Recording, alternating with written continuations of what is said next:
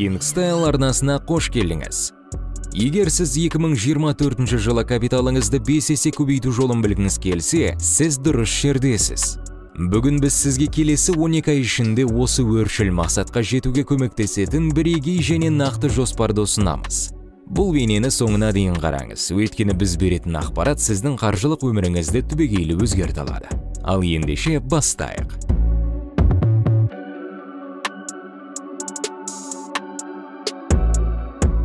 Мақсаттар мен мотивация. 2024 жылы капиталыңызды 5 есе арттыруға бағытталған алғашқы қадам сіздің мақсаттарыңыз бен мотивацияңызды анықтау. Мысалы, әйгілі актер Джим Керридің оқиғасына назар аударайық. Ол мансабының басында қаржылық қиындықтарға тап болды. Бірақ ол бас тартудың орнына 1987 жылы өзіне $10 миллион чек жазды. Берілген күні бағанында Джим алғыс айту күні 1995 жыл деп жазды және жазбалар бағанында актерлік қызметтер үшін деп қосты. Бұл чек оның мақсаты мен мотивациясы болды. Джим ойын-сауық индустриясында қаржылық табысқа қол жеткізгісі келді және ол бұл чекті күн сайын көру үшін қабырғасына іліп қойды. Бұл мақсат оның әр күні үшін драйвері және күшті мотиваторы болды. Ол бұл ақшаны алу сәтін бірнеше жыл бойы көз алдына елестетті. Ақыры 1994 жылы Ақымақ және одан асқан Ақымақ фильміндегі рөлі үшін $10 миллион алды. Ал енді ойланып көрейікші. Бүгін сіз өзіңізге қандай мақсат қоясыз? Мотивацияңыздың қайнар көзі қандай болды? Табысыңызды елестетіп, мақсатыңызды көз алдыңызда ұстауды ұмытпаңыз. Қазір онымен жұмыс істей бастаңыз және бұл қадам сізді қаржылық табысқа жақындатады. Әрбір саяхат бірінші қадамнан басталатынын және қаржылық тәуелсіздікке саяхатыңыз енді ғана басталып жатқанын есте сақтаңыз. Қаржылық сауаттылық. Екінші қадам қаржылық сауаттылықты дамыту. Әйгілі актер Уилл Смиттің өмір тарихына көз жүгіртіп, оны Вавилондағы ең бай адам кітабындағы қаржылық сауаттылықтың 3 заңымен байланыстырайық. Уилл мансабының басында қаржылық қиындықтарға тап болды. Оның $2,8 миллион қарызы болды. Бұл қарыз оның ақшаны қажетінен артық жұмсауы мен нашар инвестициялауынан туындаған. Ол автомобильдер, зергерлік бұйымдар және үйлер сияқты экстравагантты заттарды сатып алуға миллиондаған ақша жұмсап, олардың ұзақ мерзімді құнын және әлеуетті қайта сату құнын ескермеді. Вавилондағы ең бай адам кітабындағы қаржылық сауаттылықтың бірінші заңы алдымен өзіңе төлеу. Уилл Смит табысының 70%-ын жұмсамас бұрын үндемей бастады. Бұл оған қаржылық қиындықтардан аулақ болуға және байлыққа жету жолын бастауға көмектесті. Екінші заң. Ақшаны өзіңізге жұмыс істетіңіз. Уилл Смит өзінің қаржылық білімі мен инвестициясын дамыта отырып, өз ақшасын өзіне жұмыс істетіп, пассивті кіріс көзін қамтамасыз етті. Үшінші заң. Сенімді адамдармен кеңесу. Уилл Смит қаржылық сауаттылығын дамыта отырып, қаржылық кеңесшілермен кеңесіп, табысты инвесторлардың тәжірибесіне жүгінді. Уилл Смиттің әңгімесі қаржылық сауаттылықтың, тәртіп пен жоспарлаудың сіздің өміріңізді өзгертіп, қаржылық мақсаттарыңызға қалай жетуге көмектесетіндігінің тамаша үлгісі болып табылады. Инвестиция. Енді біз сіздермен инвестициялау бойынша нақты қадамдар мен ұсыныстарды бөлісетін бөлімге көшеміз. Бұл сіздің капиталыңызды 5 есе ұлғайту жолындағы маңызды бөлігі. Кіріспемізді қызықты мысалдардан бастайық. Amazon мысалы.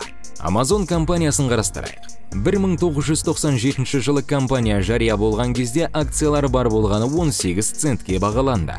Егер сіз сол кезде Amazon акцияларына $1000 инвестициялаған болсаңыз, бүгінде сізде $1,3 миллион астам ақша болар еді. Уоррен Баффеттің капиталының өсуі. Аты аңызға айналған инвестор Уоррен Баффет өзінің бастапқы капиталын 1965 жылы Berkshire Hathaway'ге салды. Содан бері оның инвестициясы 2744 есе өсті. Оның табысының кілті ұзақ мерзімді инвестициялау және дұрыс активтерді таңдау. Криптовалюта тарихы. 2010 жылы бірінші криптовалюта биткоин пайда болды. Оның бағасы бірнеше цент болды. 2021 жылы оның бағасы бір биткоин үшін $69 мың жетті. Криптовалюта нарығы өте құбылмалы болса да, көптеген инвесторлар инвестицияларының әсерлі өсуін байқады. Қазіргі уақытта бізге жақсы ақша табуға мүмкіндік беретін қандай құралдар бар? Алдымен нарық циклдерін түсініп алайық. Нарық циклдері. Инвестициялар әлемінде нарықтық циклдер маңызды рөл атқарады.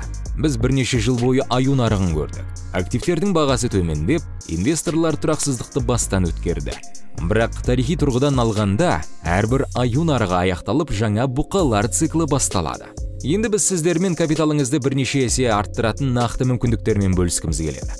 Назар аударыңыз. Бұл қаржылық кеңес емес, және әркім инвестициялау алдында өз зерттеулерін жасап, осындай тәуекелдерді қабылдауға дайын болуы керек. Ендеше кеттік. Акциялар әлемінде біз $10-дан $1 дейін төмендеген және 4 күн ішінде 600%-дан астам ессіз өсуді көрсеткен CDIO және 2022 жылы $10-дан $1 дейін төмендеп және 600%-дан астам керемет өсуді көрсеткен CNTI сияқты мысалдарды көреміз. Тарихи деректерге және ағымдағы бағаларға сүйене отырып, бұл қорлар инвесторларға бұқа нарығының кезеңінде бірнеше есе кірісті қамтамасыз ете алады деген тұжырым түйудеміз.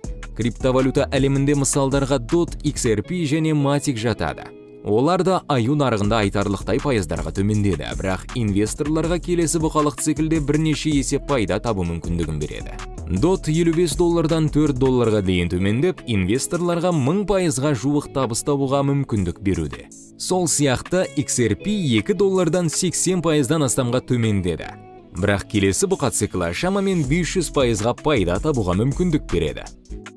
Matic шамамен $3-дан $0,3 дейін төмендеді, бірақ инвесторлар келесі циклде шамамен 500% пайда күте алады. Тарих қорлар мен криптовалюталар әлеміндегі әрбір бұқа нарығы инвесторларға өз капиталын бірнеше есе ұлғайту мүмкіндігін бере отырып, өткен баға шыңдарын бұза алатынын көрсетеді.